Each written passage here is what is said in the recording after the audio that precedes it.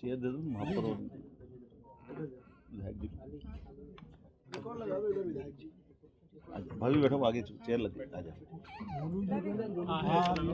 जैसा कि आप सबको जानकारी है, भागीरथपुरा वार्ड क्रमांक 11 विधानसभा क्रमांक 1 में पीने के पानी के साथ जो ध्यान में आया है कि इसके कारण से उल्टी दस्त के बड़ी संख्या में बीमार और अलग अलग हॉस्पिटल में मिले हैं, और खास करके परसों से माननीय मंत्री श्रीमान कैलाश विजयवर्गीय जी, माननीय महापौर हमारे पुष्पमित्र भार्गव जी, माननीय तुलसी सिलावट जी मंत्री और सभी विधायकों ने इस चीज़ को जैसे नॉलेज में लिया और जो ध्यान में आया, तो ये तुरंत प्रभाव से लगभग 2-3 दिन के अंदर 40,000 ज़्यादा लोगों की स्क्रीनिंग की गई, जिसमें 2,456 संदेहास्पद व्यक्ति के लक्षण मिले थे और 212 भर्ती किए गए। इसमें 50 मरीज स्वस्थ होकर डिस्चार्ज हो गए, 162 मरीज अभी भर्ती है। 5-6 हॉस्पिटल में आज हम सब मिलकर के हर एक मरीज से मिलकर के आए, और कमोबेश सबकी स्थिति करीब करीब स्टेबल है, और हॉस्पिटल में उनके उपचार की व्यवस्था ठीक तरह से की जा रही है। ये बात सही है कि प्रारंभिक रूप से जो इस संबंध में लापरवाही हुई थी, तो जो कार्रवाई हुई वो सबकी जानकारी में है। हमने अपने ACS संजय दुबे जी को यहाँ छोड़ा है, माननीय मंत्री जी और विधायक, माननीय महापौर जी, विधायक जी, मंत्री जी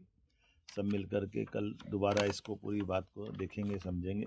हमने कहा कि सरकार किसी भी हालत में और किसी प्रकार की लापरवाही को बर्दाश्त नहीं करेगी, और ख़ास करके सभी क्षेत्रों के अंदर जहाँ भी पानी से संबंधित शिकायत है उसको और अच्छे से जांच कर लें, और भविष्य में ऐसी नौबत ना आए इसका प्रबंधन भी करें।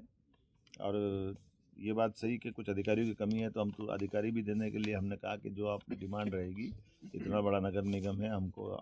अमला भी चाहिएगा, तो अमला देने के लिए भी सरकार तैयार है। मैं उम्मीद करता हूँ कि कल की बैठक के बाद में हम, और अभी तक तो वैसे आज की स्थिति काफ़ी पीने के पानी के अलग से टैंकर लगाने के कारण से, और कल चूँकि जल सप्लाई होगा,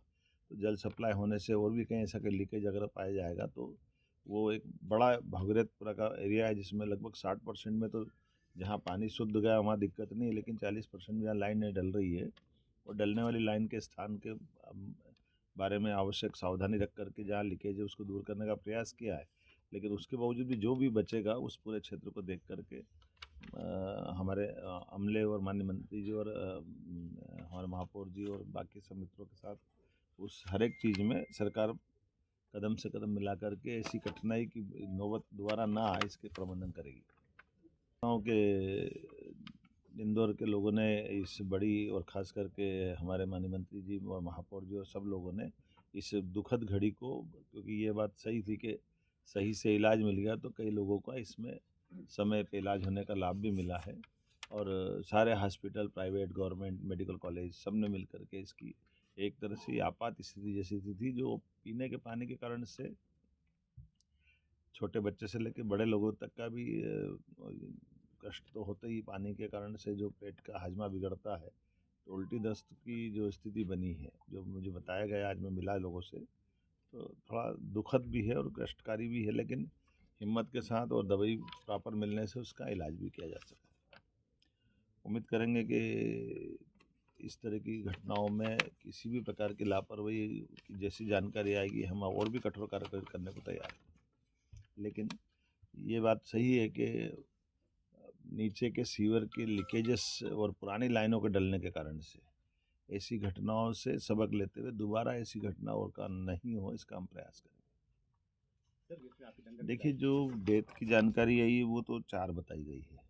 और ये बात सही है कि वो इतना बड़ा इंदौर है, इतनी बड़ी कोई प्राइवेट किसी हॉस्पिटल में गए आए हैं, तो हम इस चक्कर में थोड़ा सा सरकारी PM का एक सिस्टम रहता है, उसका भी एक क्राइटेरिया है, लेकिन एक भी क्यों हो, हम तो इतना सा इस पर प्रयास है कि किसी को भी क्यों कष्ट ऐसे से जाए।